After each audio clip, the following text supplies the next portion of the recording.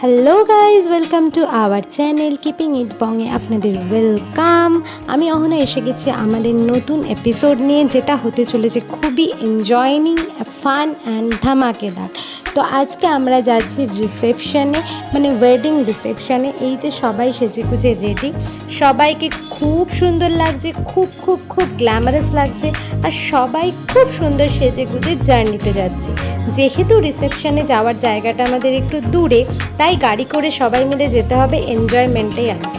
এই যে দিদিকে খুব সুন্দর লাগছে, আর আমরা সবাই বসে গেছি হাতে তত্ত্ব নিয়ে, কারণ তত্ত্ব নিয়ে তো যেতে হয় না বিয়ে বাড়িতে। আর দিদি এদিকে লজ্জায় লাল, তারপরে আমিও নতুন বউয়ের মতো বেনারসি পরে সেজে গুজে বসে গেছি। মেশো, মাসি, মা সবাই বসে গেছে সেজে গুজে। তারপরে আমরা জাস্ট রিচ করলাম বিয়ে বাড়ির লোকেশানে, মানে রিসেপশানে। আর এখানে ব্যান্ড পার্টি গান গাইছে, খুবই এনজয় হচ্ছে, স্টেজ হয়েছে, নাচা গানা সব হচ্ছে, জম্পেশ হুল্লোড় হচ্ছে, আর ভীষণ মজা হচ্ছে। তো আমরা প্রথমে একটু স্টলের দিকে যাচ্ছি, ছোট ছোট স্টল ছিল খাবারের, সেগুলো একটুখানি চেক আউট করতে গেলাম। আর এদিকে সবাই গানে মত্ত, গান শুনতে মত্ত, আর তার সাথে পেট পুজো তো চলছেই সবার। যাই হোক, খুব সুন্দর ডেকোরেশন হয়েছিল, অনেক বড় জায়গা নিয়ে, খুব সুন্দর লাগছিল, একটা ফাংশন টাইপের। আর এদিকে আমার বরমশাই সবার সাথে ডান্স করছে, ওই যে নতুন জামাইবাবুও খুব নাচ করছে, মানে সবাই নাচ করছে, হুল্লোড় জাস্ট।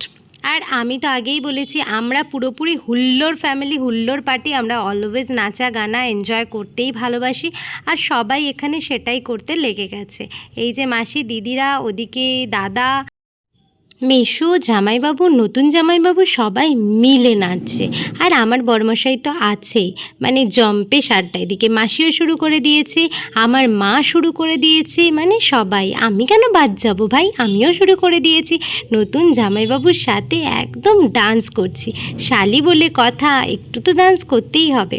তো যাই হোক, এদিকে ও লেগে পড়েছে সুন্দরী মামির সাথে ডান্স করতে, এদিকে সোনা দাদা, মামা সবাই নাচছে, মানে কাকে ছেড়ে কাকে বাদ দেবো। তারপরে ওর নায়িকা, এই যে মহানায়িকাকে নিয়ে ডান্স করছে, তাকে তো সে বাদ দেবেই না।